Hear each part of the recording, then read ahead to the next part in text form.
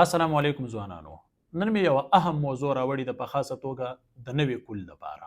که موږ وګورو زموږ په معاشره کې تقریبا هر یو سړی لګیا دی څه ناڅه بزنس کوي. څوک د کپړې کاروبار کوي، د چا مینوفیکچرینګ فیکټري وي، څوک ټیلر وي، د چا مطلب آنلاین بزنس وي، د چا سکول وي، د چا انسټیټیوشنز وي. مختلف خلک مختلف بزنسونه کوي، خو په دغه بزنس دوران کې د دوی په ذهن کې یوه یره وي، شاید چې دا یره ستاسو په ذهن کې وي.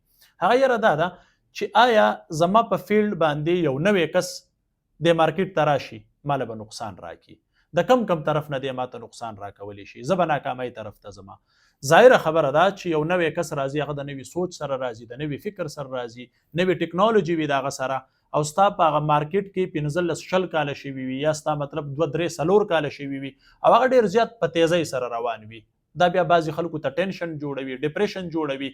هغه بس هم د دغې خبرې نه یریږي چې زه لاړم غرق شوم او تباه شوم. ګوره په دې خبره باندې ځان پوهه که، ته په خپل ځای باندې ډېر د کمال سړی، تا ډېر واړه قدمونه اخیستي دي او په مخکې وړاندې دي د تلو کوشش کړی دی. کله هم چې یو فیلډ ته نوی کس راشي، یعنی آنلاین بزنس یو څوک کوي او هغه مارکیټ کې ان دی، د پاسه بل څوک راشي او هغه دغې خبرې نه یریږي چې دی به ما ناکامۍ طرف ته بوځي، هغه چریم ناکامۍ طرف ته نه بوځي. هغه ډېر زیات تیز په څه وخت کې دغه روان وي. همدغه رنګې که هغه د کپړې کاروبار وي، که په هر یو فیلډ کې روان وي، ته به دې خبره باندې ځان پوهه که کله چې مارکیټ ته یو نوی سړی راشي، ته د هغه سره خپل کمپیریزن مه کوه، خپله موازنه مه کوه چې زما کم لیول دی او د هغه کم لیول دی. دا تا ډپریشن طرف ته بوځي. ممکنه ده چې یاره د هغه سره یو لوی بجټ وي او د مارکیټ ته راغلی وي، د هغه سره ډېرې زیاتې پیسې وي، مطلب داسې د افرادو قوت وي د هغه سره، نوي ټکنالوژي وي د هغه سره، ته به همیشه دپاره د مخکې وړاندې د تلو کوشش کوې، خو هغه سړی به ته د ذهن نه وباسې. خپل واړه قدمونه اخله، مطلب لاندې طرف ته مه ځه، منفي طرف ته مه ځه، مثبت طرف ته ځه. مطلب مخکې د تلو کوشش کوه، که هغه ته 2% ښه کېږي، 3% ښه کېږي، او که ته 50% ښه کېږي، خو ماینس طرف ته به ته نه راځې او خپل کوشش به ته جاري ساتې. زموږ خلکو د ټولو نه مین پرابلم دا دی چې کله موږ خپل بزنس کوو، که یو بل سړی موږ وینو، نو موږ د هغه سره خپله موازنه کوو.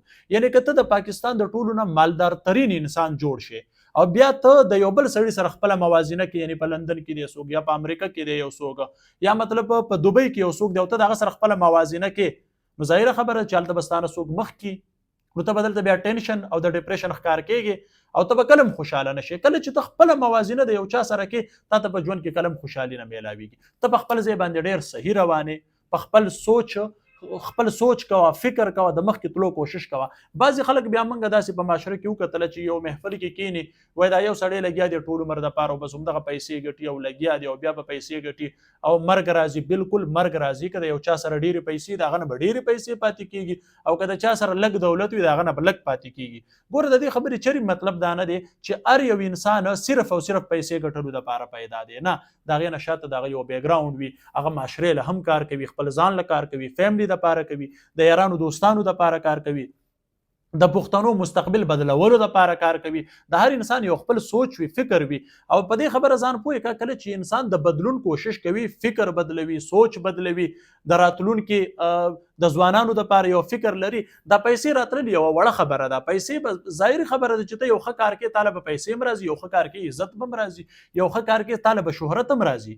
په دې خبره ځان پوهې که یو سړی ټول عمر دپاره پیسې دپاره لګیا وي او د هغه دپاره انسپیریشن صرف او صرف پیسه وي، دی کله په ژوند کې په مخکې وړاندې نه شي تللی. که دغه پیسه د ده نه لاړه، د اصل حقیقت بیا دغه دی چې په هغه مقام باندې دی څه دی. نو زموږ دپاره زموږ عزت، زموږ دپاره زموږ یو ښه سوچ، یو ښه فکر، یو راتلونکی مستقبل جوړول ډېر زیات ضروري دي. نو که تاسو غواړئ چې په خپل بزنس کې په مخکې وړاندې لاړ شئ، ستا سره چې په فیلډ کې څومره هم خلک دی، د هغه سره خپله موازنه مه کوه. هغه په خپل مقام باندې ټیک روان دی، ته په خپل مقام باندې ټیک روان یې، د هغه نه ته یره مه کوه او دا سوچ هم مه کوه چې یاره دی خو زما نه ډېر زیات مخکې لاړو، زه به ختم شم.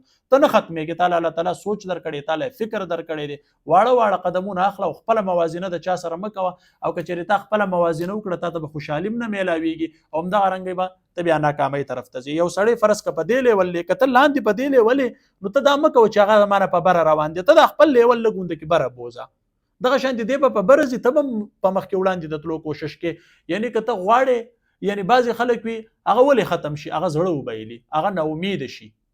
د دغه خبرو ډېر زیات خیال ساتئ. انشاءالله الله تعالی به تاسو په مخ کې وړاندې بوځي او تاسو به چیرې هم ناکامۍ طرف ته نه ځئ.